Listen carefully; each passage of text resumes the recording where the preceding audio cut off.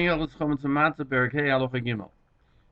The Rambam begins. Ein mevashel chitin b'mayim kigoyin chipuis v'lekemach kigoyin levivois. Let's go down to the Peirush.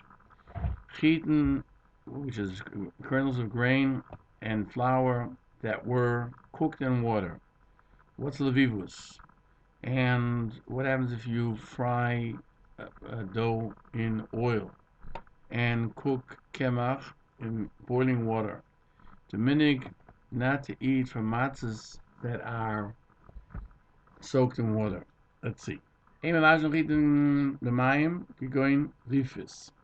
means you do not cook grain in water like the rifis, which are full kernels.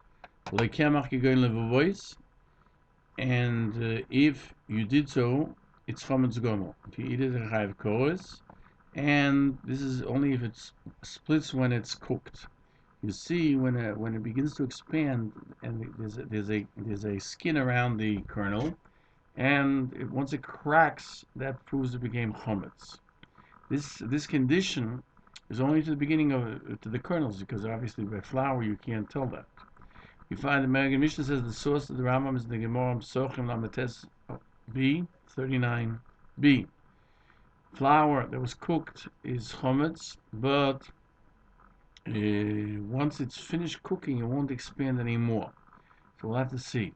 What is levivois? What is this flour called levivois? So Rae Gann says that the commentaries explain are a type of ball that is made in we would deep fry it like a cake that you deep fry in a oil vessel, a vessel full of oil, as it says in Shmuel,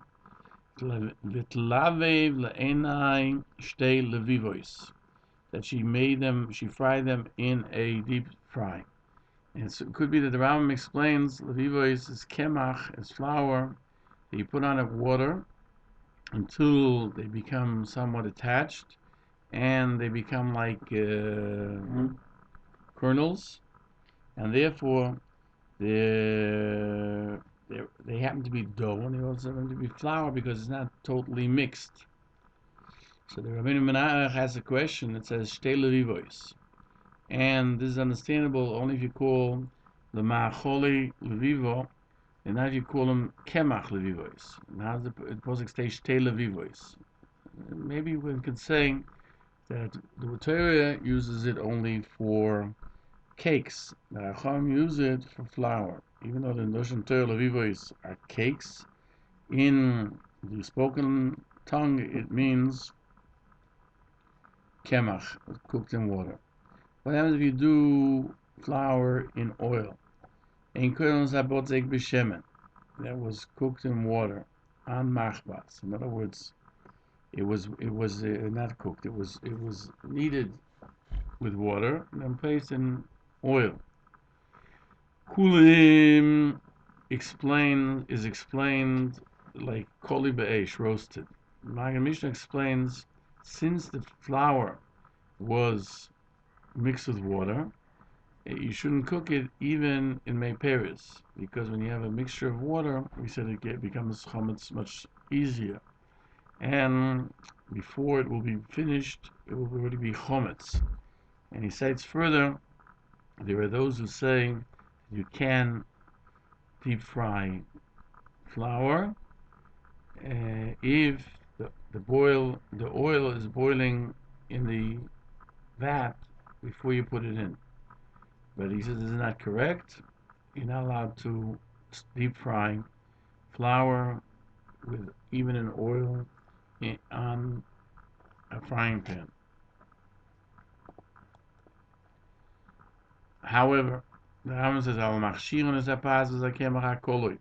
Mevashlen, you can cook the bread which has already been made and kemach which has already been roasted. Metiach mayim harbe, if you made water boil greatly, what does that mean? We're not sure. Kemach, then you put into it the flour. That is permissible. It becomes cooked even before it becomes Chometz. This is called cholut. This is different than bishul. It's something we're not exactly sure what it means, but it seems it's boiling water. But if it would be simply boiling water, then there wouldn't be a question here. Now the Maggid Mishnah cites a brayso and sochem. These are the items that do not come to chometz. Ha'ofri, what's cooked already. Baked already. V'amavushel, what's cooked. The cholut. And what was done in boiling water.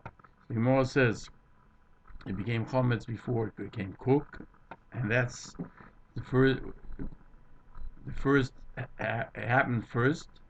So the Rav Papa answers that it was already baked, and then he cooked it. The Rambam learns that it was finished being cooked, or the flour was finished being roasted, and now it's stopped the process of anything happening. Therefore, you can bake it afterwards. You can cook it afterwards. And so we find that the sefta won't become chometz. But if he roasted in a tan of chitim or barley, only because if you made the flour from wheat or barley which is roasted, then we do have a problem that it would become chometz. It's only if they it's only mutter to cook the kemach when he took the flour and he burnt the flour. And the minig in Babel was Ubisvad in Spain, all of Western Africa, which is Northern Africa to us, to forbid maybe he doesn't know how to do it properly. And the Maggid Mishnah cites the Rif, and he ends, it says, nobody knows how to do cholut today. It's forbidden. So we find that Goes Maimonides that they sent from the yeshiva of Bovel that it was in the time of the Goyim you could do it, but that no one knows how to do it correctly in boiling hot water. That it should stop the process.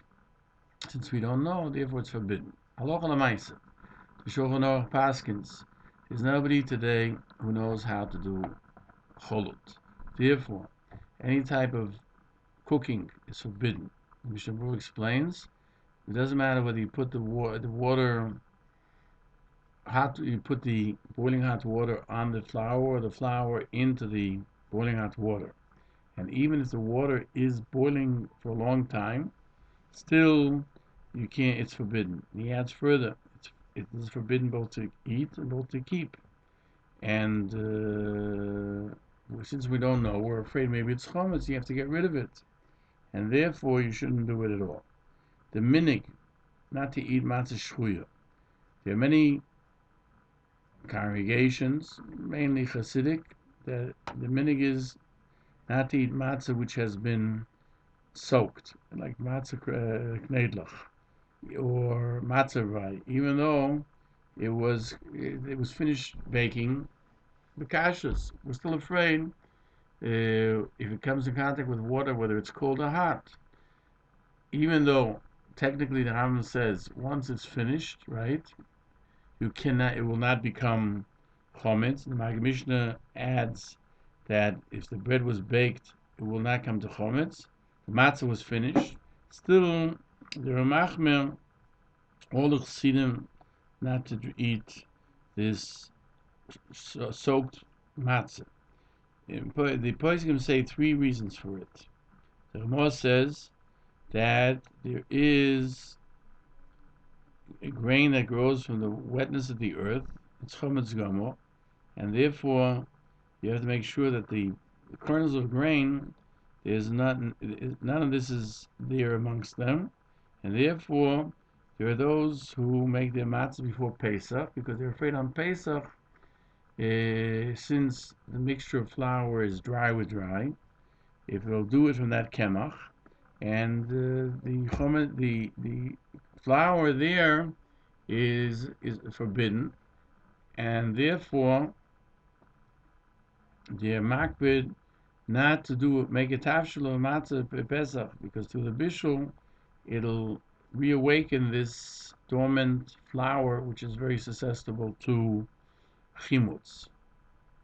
Second one, the Shulchan Aruch Harav explains they were afraid maybe they didn't mix the dough well enough, and there are pieces of actual flour still left in it, and therefore once it comes in contact with the water, it becomes the chometz, even though the outer part of it is baked, it is hidden inside. And you can't say that one should not be fearful of this.